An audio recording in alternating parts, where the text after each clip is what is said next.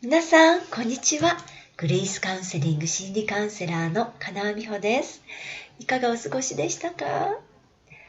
親ガチャという言葉が昨年の流行語大賞の一つに選ばれました。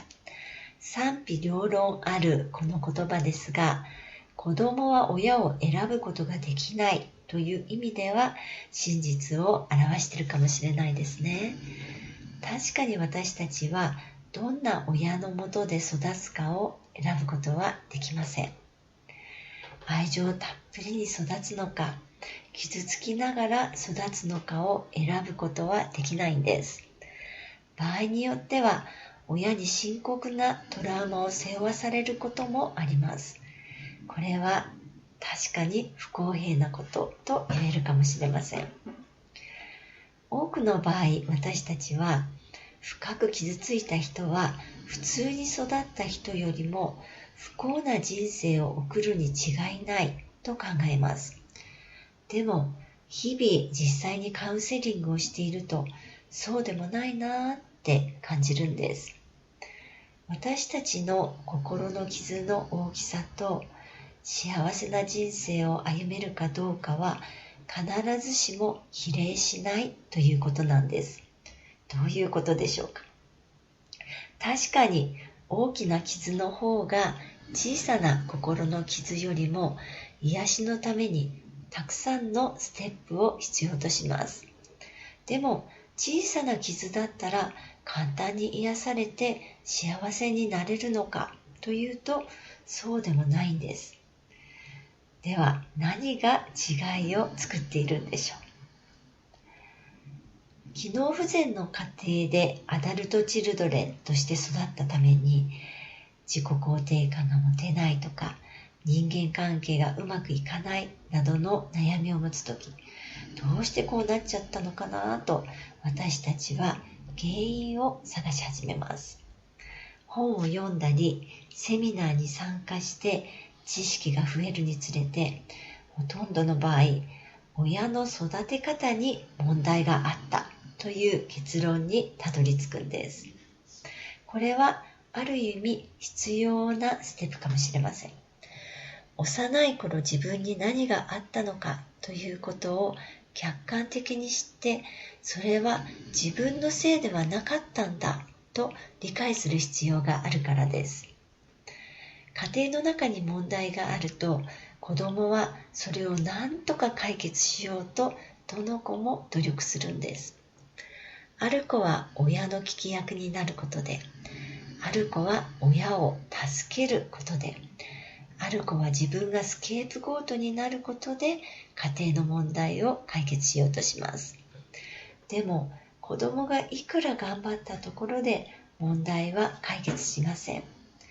すると子供たちは解決できなかった自分に罪悪感を感じるようになっていきます。だからそれは親の問題で自分のせいではなかったんだとはっきり知る必要があるんです。また精神的に未熟な親のもとに育つと親子の立場は逆転します。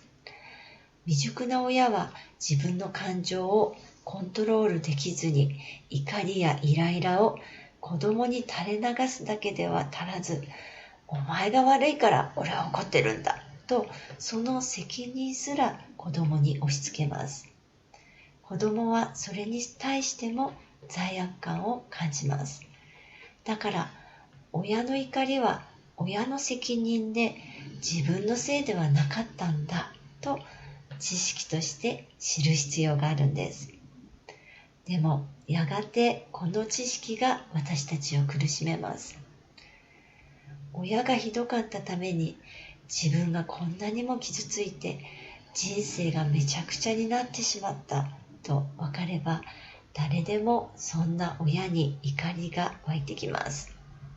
その怒りは私も愛されたかったという心の叫びから来る悲しみでもあります。だから怒りを感じるのはとっても自然なことです。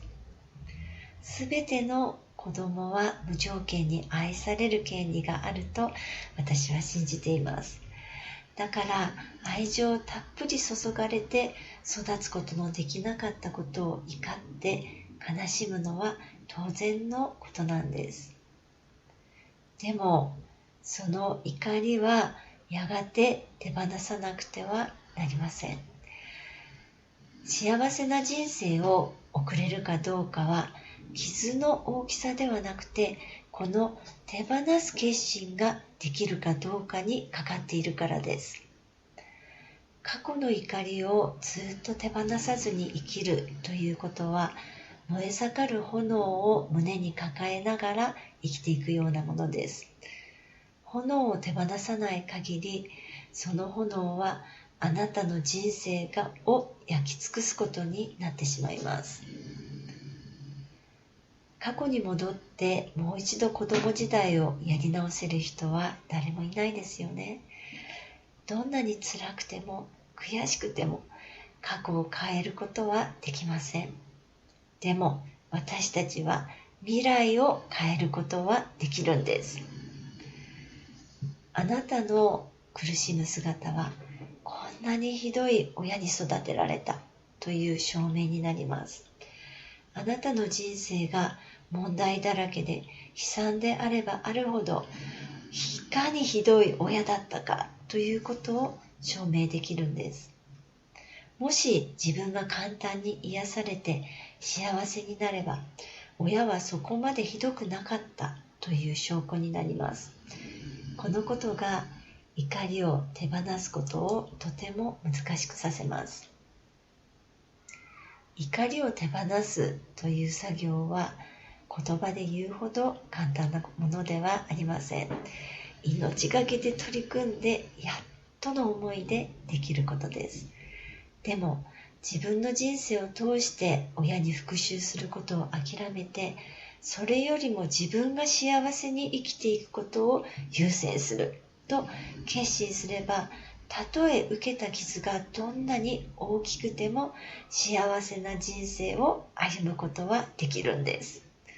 さあ、今日の話、皆さんはどう思いましたか？